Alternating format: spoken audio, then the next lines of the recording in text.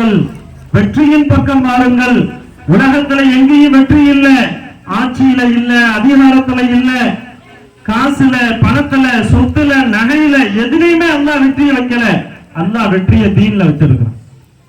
அல்லாஹ் வெற்றி எங்க வச்சிருக்கிறான்? தீன்ல வச்சிருக்கிறான். அந்த தீனுடைய அடிப்படை, தீன் என்பது என்ன? அல்லாஹ்வுடைய கட்டளை, ஸல்லல்லாஹு சுன்னத்து. இந்த மக்கள் மதரசாவின் மூலமாக சிறு பிராயத்திலிருந்து இந்த பிள்ளைகளுடைய பழக்கத்தில் கொண்டு வரப்படுது. அல்லாஹ் ஒருவன் நம்மளை பார்க்கறான்.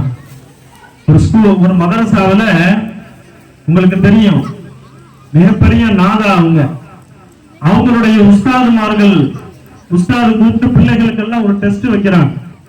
தம்பி, ஒரு கோழியை உனக்கு கொடுப்பேன், ஒரு கோழி உனக்கு தருவேன், எல்லாருக்கும் யாருமே பார்க்காத இடத்துல அந்த கோழியை அறுத்துட்டு வரும். என்ன டெஸ்ட்? ஒரு கோழியை கொடுத்து யாரும் பார்க்காத இடத்துல என்ன செய்யணும்?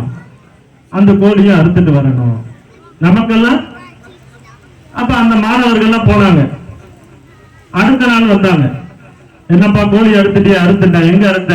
யாருமே பார்க்காத ஒரு காட்டுக்குள்ள போய் அறுத்தேன். இன்னொரு மாணவர், யாருமே பார்க்காத எங்க வீட்டுக்கு பின்னால அறுத்தேன். இப்படியே நிறைய பிள்ளைகள் சொன்னாங்க. ஒரு மாணவர் மட்டும் கோழியை கையில கொண்டு வந்துட்டார். பாருங்க, மத்த மதரசாவினுடைய நோக்கங்கள் என்ன? ஏப்பா நீ கையில கொண்டு வந்துட்ட?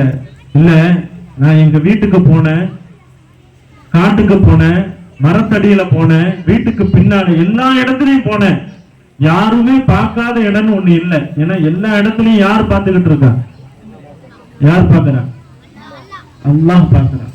உண்மையிலேயே இந்த சிந்தனை நமக்கு வந்துருச்சுன்னா இந்த சமூகத்துடைய காலடியில இந்த துணியா இருக்கும்.